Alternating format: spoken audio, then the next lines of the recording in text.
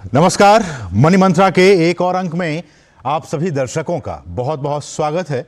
मैं हूं असीम मिश्रा और आज के अंक में हम बात करने वाले हैं कर्ज की वसूली पर आरबीआई के प्रस्तावित नए नियमों की। दरअसल भारतीय रिजर्व बैंक ने बकाया कर्ज की वसूली के लिए मानकों को, स्टैंडर्ड्स को सख्त करने का एक प्रस्ताव रखा है। इसके तहत वित्तीय संस्थान और उनके वसूली एजेंट कर्जदारों को सुबह 8 बजे से पहले और शाम 7 बजे के बाद फोन नहीं कर सकते हैं। मतलब ये कि कर्ज की वसूली के लिए अब बैंक के वसूली एजेंट आपको वक्त बेवक्त कॉल करके परेशान नहीं कर पाएंगे। इसके साथ ही कर्जदाताओं को किसी भी तरह की धमकी देने पर भी पूरी तरह से मनाही होगी। केंद्रीय बैंक ने कहा है कि आरई यानी विनियमित संस्थाएं और उनके वसूली एजेंट कर्ज वसूलने के लिए किसी भी व्यक्ति के खिलाफ मौखिक या फिर शारीरिक रूप से किसी भी प्रकार की धमकी या फिर उत्पीड़न का सहारा नहीं ले सकते हैं। इसके साथ ही वसूली एजेंट कर्जदारों को सार्वजनिक रूप से अपमानित भी नहीं कर सकते हैं और ना ही उनकी गोपनीयता में हस्तक्षेप कर सकेंगी। तो आरबीआई का ये जो प्रस्ताव है वो आज की स्थितियों के हिसाब से कितना जरूरी है, इसके क्या कुछ है मायने, और सबसे अहम बात यह कि ग्राहक इससे अब कितने निश्चिंत हो जाएंगे, इन तमाम सवालों पर करेंगे चर्चा। और इस चर्चा में एक बहुत ही खास मेहमान इस वक्त हमारे साथ जुड़ चुकी हैं। हमारे साथ हैं दक्षिता दास जी, जो कि वित्त मंत्रालय में अतिरिक्त सचिव रह चुकी हैं। दक्षिता मैम, बहुत बहुत आपका स्वागत है।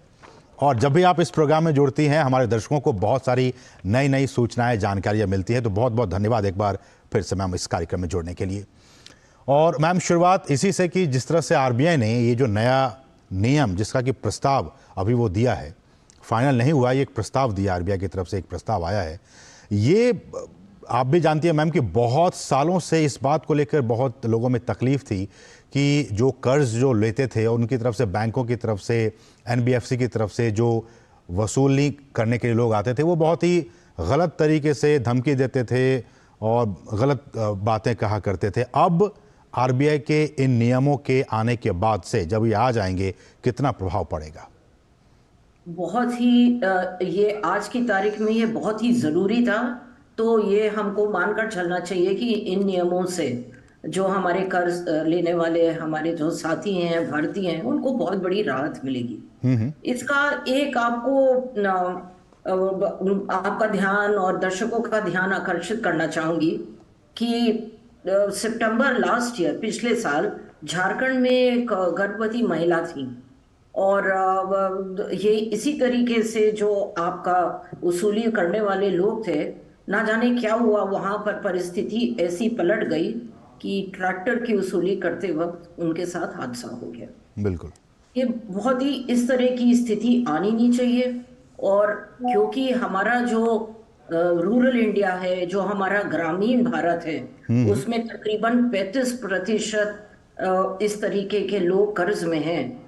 इसलिए इस तरीके के जो हमारे आरबीआई के प्रस्ताव हैं वो बहुत मायने रखते हैं। तो दो परिस्थितियां बदली हैं भारत में। एक तो ये है कि कोरोना के बाद आप देखेंगे कि कई किस्म के लोगों ने ज्यादा कर्ज लिया है। दूसरी जो हमारी बढ़ती हुई पीढ़ी है वो क्रेडिट कार्ड और इस तरीके की चीजों पर खर्च करती है और ये नहीं सोचती है कि आगे जाकर उसका क्या परिणाम होगा जी। तो उसके, इन सब परिस्थितियों को लेकर एक आरबीआई समझ गया है कि आज की परिस्थितियां ऐसी हैं कि हमको दोनों के बीच में एक संतुलन रखना है। ऐसे में मैम, तो ये जो आरबीआई के जो ये प्रस्ताव हैं, खासकर बैंकों के लिए भी और एनबीएफसीज के लिए भी, मुझे लगता है कि ज़्यादातर मामले एनबीएफसीज की तरफ से आते हैं, बैंकों की तरफ से भी आते हैं, एनबीएफसी की तरफ से भी आते हैं। लेकिन इसमें साफ तौर पे कहा गया है कि अब सुबह 8 बजे से पहले और शाम को 7 बजे के बाद आप फ़ोन नहीं कर सकते हैं, आप गाली गलौज नहीं कर सकते हैं, आप शारीरिक या मौखिक तौर पे आप किसी भी तरह से उत्पीड़न नहीं कर सकते हैं। बहुत संतोष की बात होगी ये वैसे लोगों के लिए जो कर्ज लेते हैं और समय पर नहीं चुका पाते हैं। वो प्रयास करते हैं चुकाने का, लेकिन जिस तरह से ये तरीका अपनाया जाता है वो सही तरीका नहीं है। बिल्कुल बिल्कुल उचित नहीं है। हर चीज में हमको जिम्मेदारी में अपनी संवेदनशीलता निभानी चाहिए।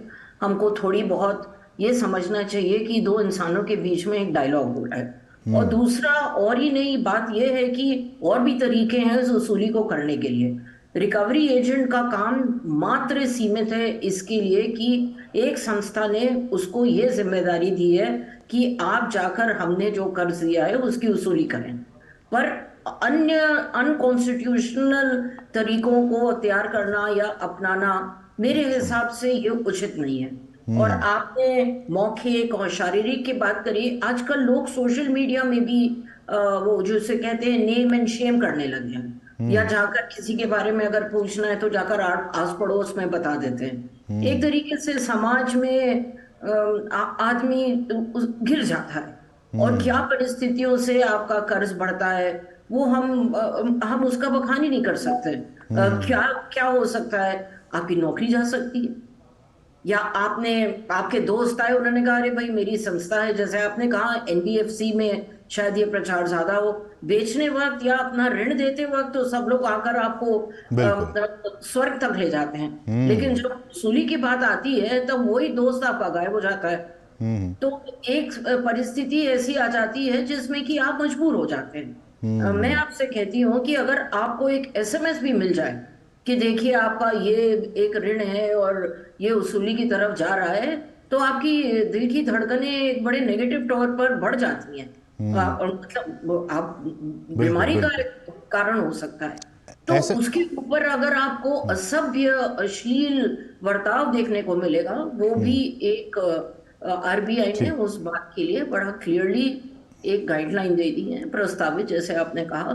तो उम्मीद है कि इससे जो इंसान जिसने कर्ज लिया है उसको कुछ वक्त मिलेगा, और जो कानूनी वक्त है, जो कानूनी दौर है, उसको अपनाया जाए। ऐसे में दक्षिण मैम ये तो हुई कि हम संयम बरतने की बात कर रहे हैं बैंकों या एनबीएफसी की तरफ से, लेकिन जो लोग कर्ज लिए हैं, जो लोग कर्जदार हैं, जिन्होंने लोन लिया है, उनके लिए आपकी राय क्या होगी? क्या वो इन तरीकों से कैसे वो बच कर रहे हैं ताकि उनके पास इस तरह कोई फ़ोन, कोई धमकी, इस तरह की कोई बात ही ना हो? वो किन चीज़ों का ख्याल रखें?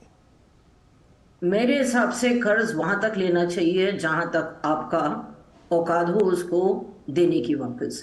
परंतु हर घर की परिस्थितियां अलग होती हैं, और मैं खास तौर से मेरी वेदना जो होती है वो ग्रामीण भारत के लिए है, क्योंकि वो अपने उपज को बढ़ाने के लिए कर्ज ले सकते हैं, जैसे मैंने ट्रैक्टर का उदाहरण दिया। उनकी सामाजिक जिम्मेदारियां इतनी हैं, शादियां करनी है, कुछ करना है, बच्चों को पढ़ाना है, कई चीजों में कर्ज आप लेते हैं। परंतु मल्टीपल कर्ज यानी एक से आगे दो, दो से आगे तीन, वो तो आप एक तरीके से आप फंस गए। आपको याद होगा कि पहले असीम हम लोग आजादी से पहले आपको याद होगा कि गांव गांव में एक कर्ज देने वाला सेठ बैठा रहता था, और क्या होता था, अंत में जमीन चली जाती थी आपकी। तो कर्ज लेने से पहले आपको पहले अपनी घरेलू परिस्थिति देखनी चाहिए। मेरे हिसाब से अगर आपको कर्ज लेना है तो उसको बड़े आप ये देख लीजिए आपकी क्या आय है, जी। आपकी पत्नी की क्या आय है, आपके घर में क्या फाइनेंशियल वो है। और जो मेन कर्ज जो कि जिससे मुझे बहुत परेशानी होती है वो है क्रेडिट कार्ड कर्ज, जो कि हमारे शहरी निवासी हैं, हमारे जो आजकल के युवा पीढ़ी के लोग हैं, वो जाकर भारी एक मोबाइल फोन ले लेंगे, क्रेडिट कार्ड पर वो कर उस पर चढ़ा देंगे, और उसके बाद उसका भुगतान करना उनके लिए मुश्किल हो जाता है। क्रेडिट कार्ड एक सहूलियत है, क्रेडिट कार्ड एक कर्ज लेने का तरीका नहीं।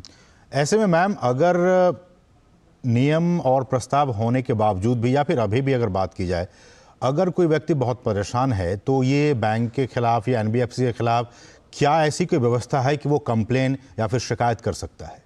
बिल्कुल, अगर उसको धमकी हुई हो तो रिकॉर्ड कर सकता है। सबसे बड़ी बात है कि उसको रिकॉर्ड करना चाहिए, और तुरंत जो संस्था से उसने ऋण लिया है उस संस्था के पास उस रिकॉर्डिंग को भेजना चाहिए।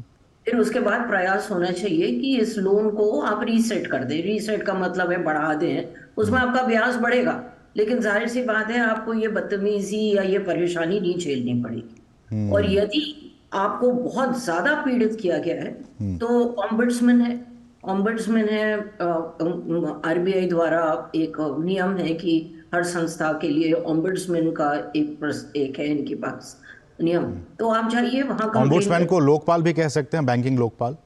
बैंकिंग लोकपाल भी कह सकते हैं। नहीं तो आपके पास ज्यादा, आपके पास वो सहूलियत हो तो आप कंज्यूमर कोर्ट जा सकते हैं, आप कोर्ट जा सकते हैं। परंतु आपको इमीडिएटली क्या करना है, आपको जो बदतमीजी आपने सहन करी है उसको जरूर आप रिकॉर्ड करिए।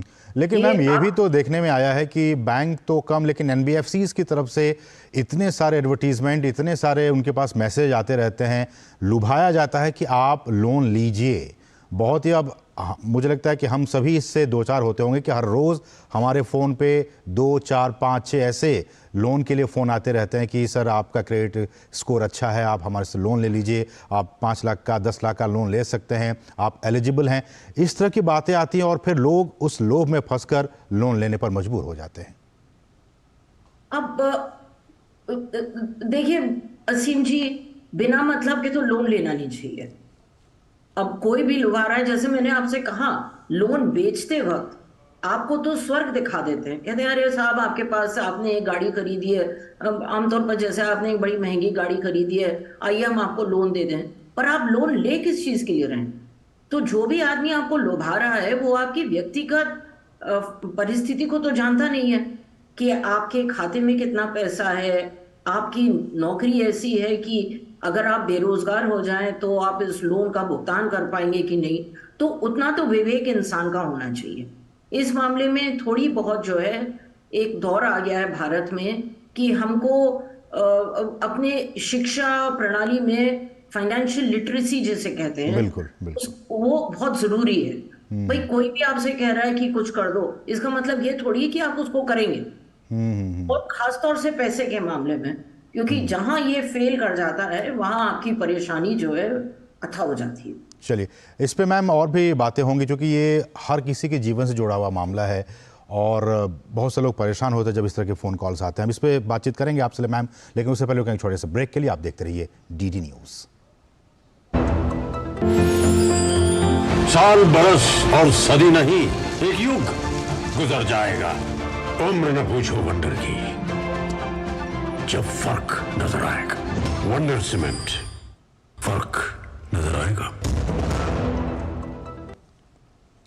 और ब्रेक के बाद आपका फिर से स्वागत है। और आज हम बात कर रहे हैं कि आरबीआई ने एक नया प्रस्ताव दिया है कि जो लोग बैंकों से या एनबीएफसी से लोन लिए हुए हैं, उनके जो एजेंट्स होते हैं लोन वसूली के लिए, उनके लिए ये प्रस्ताव है कि वो सुबह 8 बजे से पहले और शाम के 7 बजे के बाद वो फ़ोन नहीं करेंगे, उन्हें भी किसी तरह की परेशानी नहीं क्रिएट करेंगे जो उन्होंने लोन लिया है। इसके क्या कुछ है मायने आज की तारीख में, इस पर हम बातचीत कर रहे हैं। हमारे साथ खास मेहमान दक्षिता दास जी इस वक्त जुड़ी हुई हैं, जो कि पूर्व अतिरिक्त सचिव रह चुकी हैं वित्त मंत्रालय में। दक्षिता, मैं आपको एक बार फिर से स्वागत है इस कार्यक्रम में।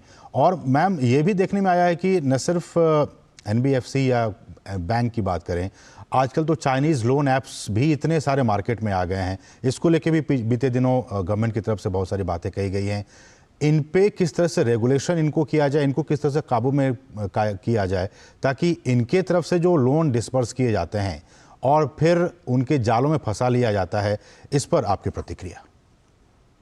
तो असीम जी, जो आरबीआई के नियम है, आपने देखा होगा कि वो केवल जो आरबीआई द्वारा रेगुलेटेड संस्थाएं हैं उनके लिए उन्होंने यह प्रस्ताव जारी किया है। और इसके साथ साथ जो कई और संस्थाएं हैं, जैसे कि एक बैंकर्स का एसोसिएशन है, आईबीए, इन सब ने भी काफी सावधानी के लिए आदेश इस तरीके के निकाले हैं। परंतु देखिए, जहां तक चाइनीज ऐप्स है और ये सब है, ये केवल आपका जो व्यक्तिगत विवेक है उसी वही काम आएगा। हम देखते हैं कि रिजर्व बैंक की तरफ से अक्सर इश्तेहार भी आते हैं कि भाई आप सावधानी रखिए, और इनको हमको बहुत गौर से देखना चाहिए, क्योंकि जो चीज सरकार द्वारा नियमित नहीं है, संचालित रूप से उस पर अब उसका सरकार का कंट्रोल नहीं है, उससे थोड़ा सा हमको दूर ही रहना चाहिए। ऐसे में चूंकि जी, हाँ, इसके संदर्भ में मैं एक और बात बताना चाह रही हूँ वसीम जी, कि जो आरबीआई या और रेगुलेटरी संस्थाओं के आदेश हैं, उन्होंने कहा है कि आपके जो वसूली के एजेंट हैं उनकी आप ट्रेनिंग करिए। बिल्कुल 100 दिन की ट्रेनिंग करिए, इस तरीके से उन्होंने कुछ आदेश दिए हुए हैं। क्या ये ट्रेनिंग मैम पहले नहीं हुआ करती थी? कुछ हद तक तो थी, कुछ हद तक थी, लेकिन अब क्या हो जाएगा कि एक बार ये आरबीआई के आदेश आ जाएंगे तो और जोर से ये पकड़ेगी ट्रेनिंग। और इस ट्रेनिंग के बाद ये हो जाएगा कि एक उम्मीद है कि जो आपके रिकवरी एजेंट्स हैं वो थोड़ी सी और ज्यादा, जैसे मैंने पहले कहा था, संवेदनशीलता दिखाएंगे। ये जो आपकी, ये एक हमको समझना बहुत जरूरी है कि संस्थाएं रिकवरी एजेंट्स को क्यों करती हैं, जिसको कि हम आउटसोर्सिंग कहते हैं। क्योंकि ये संस्थाएं जो है पूरे भारत में फैली हुई हैं। इतने सारे लोगों को नौकरी देना, उनको अपने रोल पर रखना उनके लिए संभव नहीं है। तो संस्थाओं ने 3 किस्म के एजेंट्स रखे हुए हैं, जो कि वो किसी और, जैसे बैंक हुआ या एनबीएफसी हुआ, उसने किसी और एजेंसी को रखा हुआ है। एक तो होता है डायरेक्ट सेलिंग एजेंट, जो कि बिक्री करता है, जो कि जैसे मैंने कहा वो स्वर्ग दिखाता है। एक होता है मार्केटिंग एजेंट और एक होता है रिकवरी एजेंट। यदि किसी को कोई भी शिकायत हो इन तीनों से जी, तो ये जिम्मेदारी कंपनी की होती है, बैंक की होती है, एनबीएफसी की तो होती क्या है। ये मैम ये बैंक के एम्प्लॉय होते हैं? ये कौन होते हैं? क्योंकि अगर इनके खिलाफ आपको शिकायत करनी हो तो फिर आप कहाँ करें? क्योंकि बैंक कहेगा ये तो हमारे एम्प्लॉय हैं नहीं। नहीं, ये पूरी जिम्मेदारी है बैंक की या एनबीएफसी की, क्योंकि उनके और इन एजेंसी के बीच में एक ठेका है। ओके। तो ये पूरी जिम्मेदारी उस संस्था की है, और ये जो भी कर्ज ले रहा है उसको मानकर चलना चाहिए कि अगर उसकी कोई भी अनबन हो रही है तो पहली चीज उसे करनी है कंपनी के पास जाओ, एनबीएफसी बैंक के पास जाओ, ऐसी वो उनका कॉन्ट्रैक्ट है। मैम ऐसी कोई सूचना या ऐसा कोई डेटा कि बीते दिनों में या बीते सालों में जो कंप्लेंट्स गई होंगी बैंक के पास या एनबीएफसी के पास इन डीएसए और डीएमएस के खिलाफ, उन पे कोई कार्रवाई, कोई एक्शन लिया गया हो? देखिए, अभी तो मेरे पास तुरंत आंकड़े नहीं हैं, लेकिन परंतु मुझे मालूम है कि ये जो ऑम्बुड्समैन है या जो आपकी कंप्लेंट मैकेनिज्म है, मैं कुछ कंपनियों की से जुड़ी हुई हूँ, तो मुझे मालूम है कि जो भी आपकी कंप्लेंट आती है उसको बहुत ही गहराई से लिया जाता है। क्योंकि आजकल देखिए, आज हम सोशल मीडिया के जमाने में हैं। एक छोटी सी भी कंप्लेंट है वो, और वो तुरंत आपकी फैल कर बहुत बड़ा पहाड़ बन सकती है कंपनी के लिए भी। कंपनी की भी तो एक, जिसे कहते हैं, एक रेपुटेशन की बात हो जाती है ना। बिल्कुल। कि भाई आप कह रहे हैं कि फला फला कंपनी है, वो तो केवल गुंडों को भेज कर वसूली करवाती है, वहां मत जाओ, वहां मत जाओ, इस तरीके से। तो जो भी आप शिकायत दर्ज करेंगे, हर कंपनी में आजकल, हर एनबीएफसी में, हर बैंक में एक, जिसे कहते हैं, शिकायत निवारण का बहुत ही दुरुस्त प्रक्रिया बैठ गई है। और मैं आपको सबको निश्चिंत करवाना चाहती हूँ कि 99% आप अगर कंप्लेंट करेंगे उसका कुछ ना कुछ आपको समाधान मिलेगा। ऐसे मैम एक तो हुआ कि जो लोग जानबूझ के लोन लेते हैं और नहीं चुका रहे हैं, एक तो ये मामला। दूसरा कि जो जैसा मैंने कहा कि चाइनीज़ लोन ऐप्स हैं या ऐसे ऐप्स हैं जो इंस्टेंट लोन देने का काम कर रहे हैं और फिर उसके जाल में लोग फंसते चले जाते हैं। ऐसे में मेरा सवाल, और बहुत से लोग ये भी जानना चाह रहे होंगे कि ऐसे में जो आपका पर्सनल डेटा है वो एक तो लीक हो रहा है, तभी उनके पास वो आपके सारे डेटा आप जा रहे हैं। ऐसे में आज की तारीख में जो पर्सनल डेटा से संबंधित जो कानून है उसकी कितनी आप समझते कि ज़रूरत है, वो कितना सख्त होना चाहिए? बहुत ज़्यादा सख्ती चाहिए इसमें। आज की तारीख में आपका मोबाइल, आपका बैंक अकाउंट, आपका कुछ ना कुछ सब जगह फैला हुआ है, जो कि अब कहते हैं कि एक पूरा विश्व एक गांव हो गया है। हर आदमी को एक दूसरे के बारे में मालूम है, और इसमें कोई भी बुरी नीयत अगर किसी की होगी तो आप बहुत ज्यादा रिस्क पर हैं। तो जहां तक पैसे की बात है, क्योंकि इंसान तभी जी सकता है जब उसके जेब में कुछ पैसे हों, मेरे हिसाब से इसमें व्यक्तिगत विवेक बहुत मायने रखता है।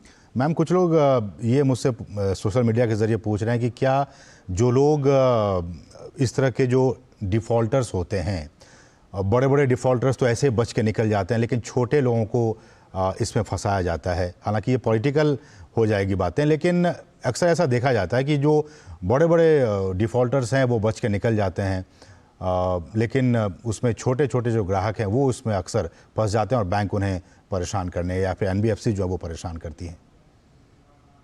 मैं इससे पूर्ण रूप से सहमत नहीं हूं, क्योंकि हाल में आपने देखा होगा 5-6 साल में हमने कई बड़े बड़े लोगों को देखा है जो कि फंसे हैं। आप देखिए, जेट एयरवेज थी, सहारा थी, किंगफिशर था, ये तो बहुत बड़े कर्जदार थे, बहुत बड़ा ये कर्ज था। कई बैंक्स थे इसमें, स्टेट बैंक ऑफ इंडिया था, बहुत लोग जुड़े हुए थे।